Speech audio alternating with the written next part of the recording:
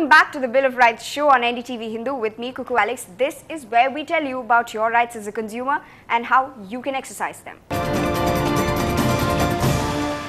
Many of you may be looking forward to starting something new today, maybe knocking off an old habit or attempting a new venture.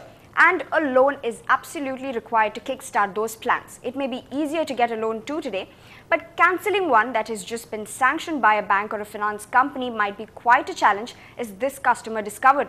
Butler reports on a consumer's struggle over the cancellation of the loan for a car. A consumer rolls back plans to buy a car after signing up for a loan and booking a model with a dealer.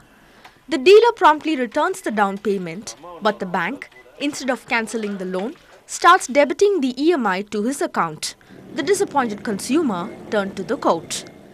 Perusal of all the documents, the consumer forum held that the opposite party bank committed deficiency in service and they have to pay a sum of rupees 5,000 towards the compensation and rupees 2,000 towards the cost. Chennai's car market is growing by the day. A finance company or a bank is involved in almost 90% of the purchases. Experts say the attitude of moneylenders is unacceptable. When a loan is available for purchasing a vehicle and which has been before taking the delivery of the vehicle, it has been terminated, then once again it has the bounden duty of the financial institution to return all the unencashed checks along with the signed agreements. Because once an agreement is terminated, they doesn't have an authority to withhold the unencashed checks.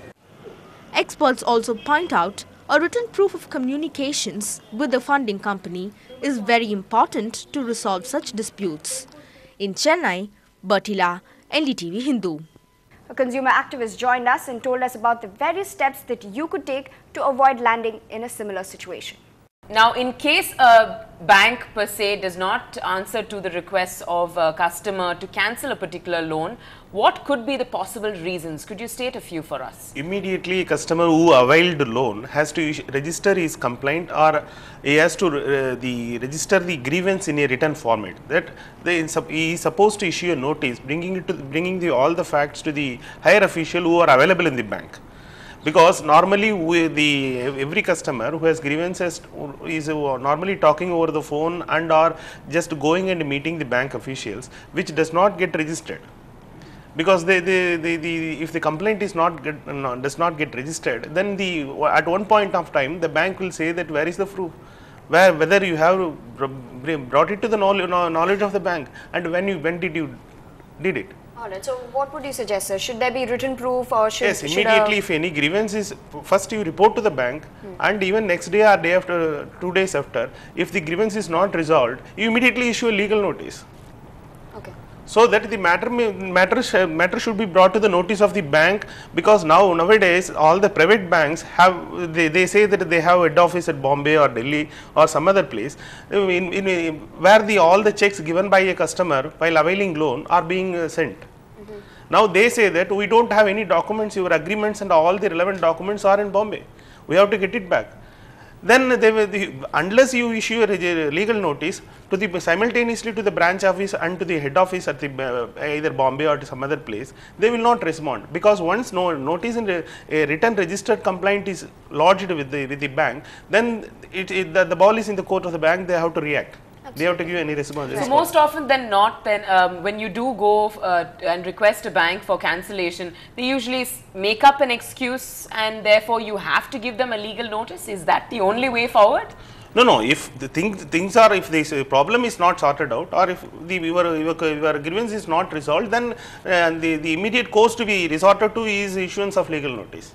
All right. Now, speaking of a legal notice, per se, in terms of any cancellation of a loan, what is the set procedure that we could advise some of the customers who are already in this situation? See, because the agreements or whatever kind of relation you have with the bank, you enter into an agreement and it all in a written format. They have been reduced into writing. And when you want to cancel any agreement, it should be in a written format. You cannot orally cancel an agreement which has been already executed it has been written in a document. Okay.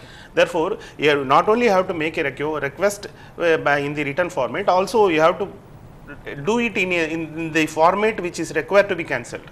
in the format which is required to cancel an agreement.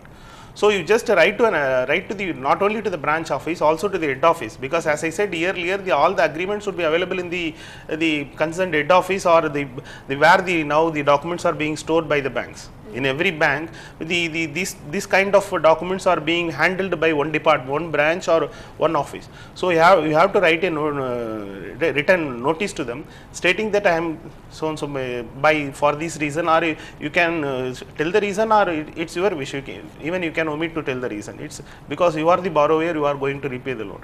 If you don't want to get the facility, you can simply say that I am hereby cancelling the agreement, and return all the documents and the agreement and any other checks if I have issued. Please return it within 15 days and don't encash it. If anything is done in spite of the cancellation of the agreement, and the legal consequences will follow. Now, I must interrupt you there. There's just as you said, when you hand over all your documents, then also that what proof do you have that you've handed it over? So what do you get in return from the bank itself? Yes, see, this is the mistake all the customers or the prospective buyers of the loan did. Normally, at the time of buying loan, they blindly sign the document, whatever the document shown to them, and they don't retain any proof. We always advise our clients to retain, even if you give any waste paper, you retain a copy of it. That is a normal procedure to be done. But at the time of borrowing loan, see, we are at the receiving end. So we cannot dictate terms to the bank. We hand over the agreement documents and other checks, whatever documents they demand, we hand over to them. But at the same time, we will remember what are the checks that have been given, because the dispute arises only when the authority to debit cash from our account is given to the bank. Otherwise, with the bare agreement, the bank cannot do anything. They would have obtained checks from us, and when the dispute arose only when the checks are being encashed, even in spite of cancellation of the loan agreements. Right. So there are so many things that you would have remember what are the documents given to the bank. Therefore, immediately you make it in writing that these are the documents I have given to you, because we don't have any proof. Earlier, it's always better you write down in a written format that these are the documents given to you. Please return it, since the loan has been cancelled, agreement has been cancelled, or any transaction that has been cancelled. Don't return it. That is not your property. You are not supposed to return it. Please return it immediately. We head into a break on Bill of Rights, but on the other side, we bring you the story that a viewer shared with us of how a potentially life-threatening situation was averted. Do stay with us.